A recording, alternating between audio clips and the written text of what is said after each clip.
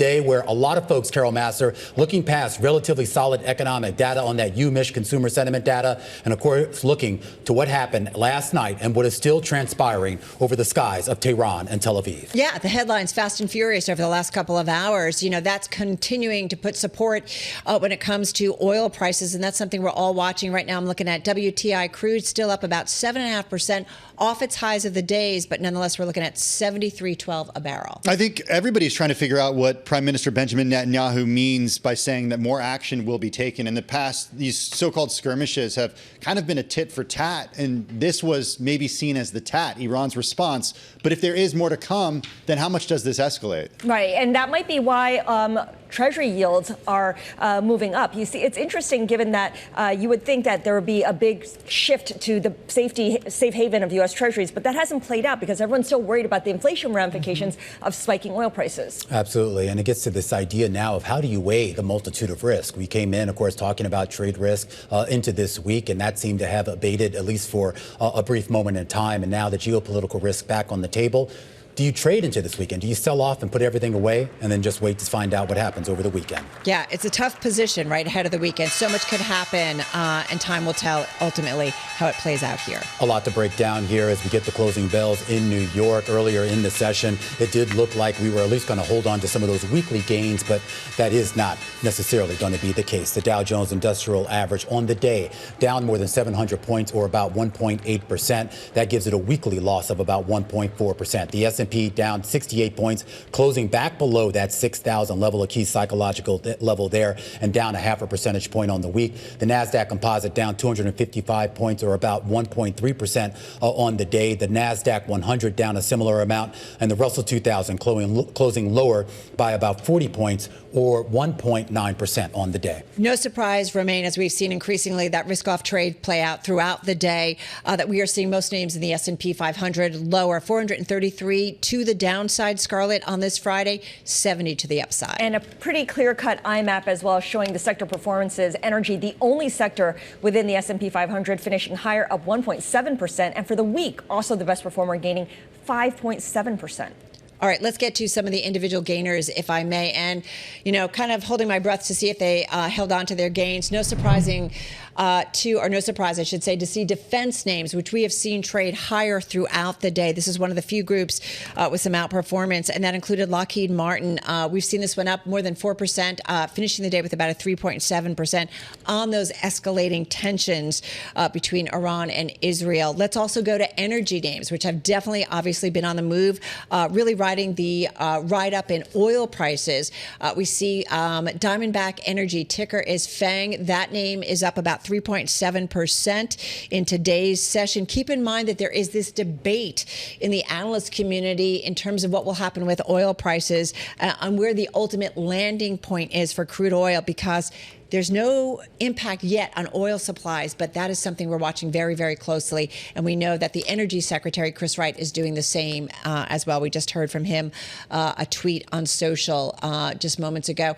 Oracle, got to mention this one. This has been on a tear, guys. 7.7% to the upside today.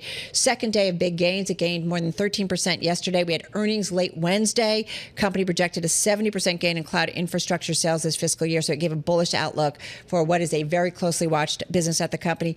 Stock is up almost 30% year to date and trading at another record high. And it's up more than 70% since April 21, excuse me. And I got to just mention one more. I'm amazed that I've got these strong gainers. Also, we're looking at RH, formerly Restoration Hardware. This one, some outperformance in today's session, up as much as 25%, finishing the day with a gain of about 7%. It kept its outlook for the full year unchanged. And so there have been some concerns about the impact of U.S. tariffs in a weak housing market. But this company definitely surprising investors to the upside. Tim. All right, well, to the downside, no shortage of companies to choose from. I want to start with shares of Visa, fell 5% today. This after the Wall Street Journal reported that large merchants, including Walmart and Amazon, are exploring how to issue or use stablecoins to bypass the traditional fees of card-based systems. So, of course, if this were to happen and these large retailers were to no longer use these credit card companies as much for those transactions, then those transaction fees would go down and these companies would struggle. MasterCard, by the way, fell by 4.6% today. Also, Adobe, we're talking earnings here. The company shares fell 5.3% today. The company did give a sales outlook for the current quarter, kind of failed to calm investors who've been skeptical about Adobe's ability to compete with AI-focused startups. The company's CFO reported that the company's family of AI models, though, has been used to generate over 24 billion pieces of content. The company expects $250 million in annual recurring revenue from AI products. Once again, shares down 5.3% today. And finally, looking at airlines as a whole today, this is the S&P 500 passenger airlines index. It fell 3.7% today. Airline stocks declined around the world after Israel launched airstrikes across Iran. What it did was it forced several countries in the Middle East to close their airspace to commercial flights. Here in the U.S., Delta and United suspended flights to Tel Aviv following Israel's bombing of Iran and the closure of that airspace. United has not said when flights between Newark and Tel Aviv may resume.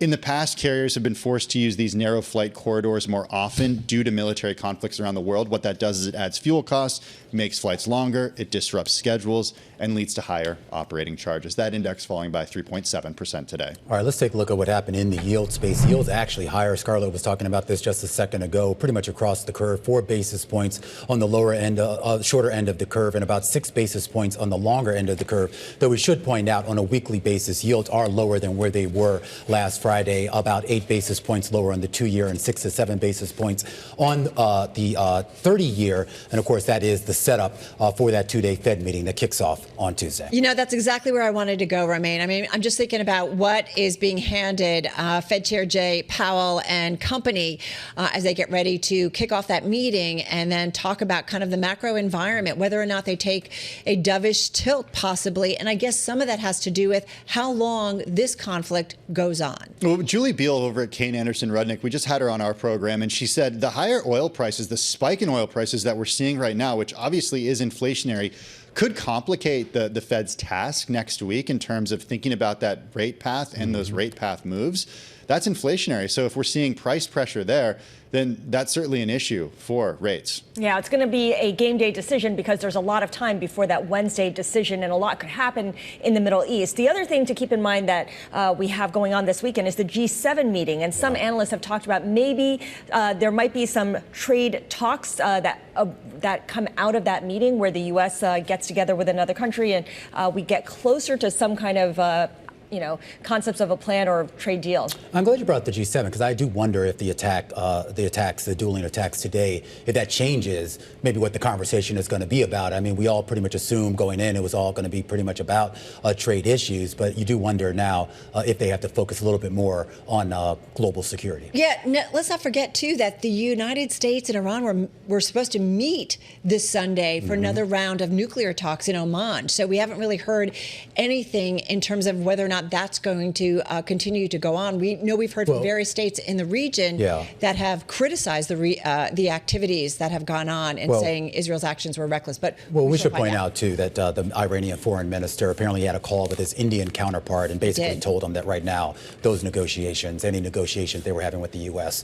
Are not happening anymore.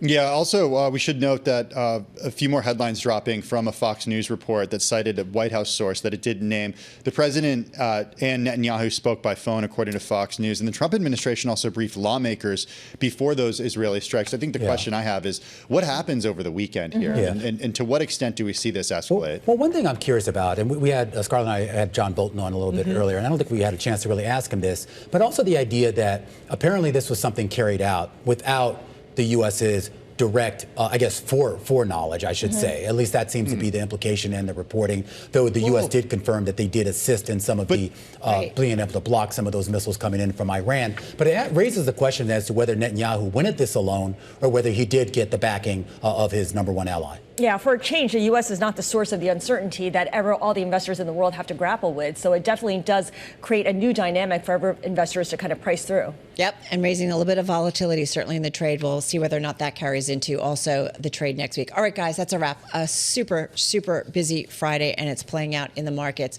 That is a wrap on our cross-platform coverage, radio, TV, YouTube, Bloomberg Originals. We call it the closing bell. Have a good and safe weekend, everybody.